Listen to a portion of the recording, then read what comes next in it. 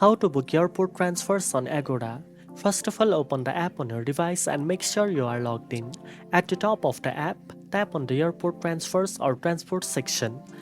Next, enter your pickup and drop-off locations, travel date, number of checked luggage, carry-on luggage, and the number of adults, children, and infants traveling with you.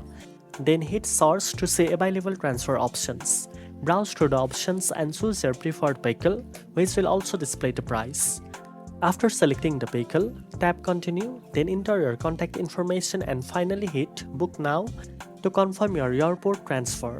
Once booked, you will receive a confirmation email with all the details including pickup instructions and driver contact information.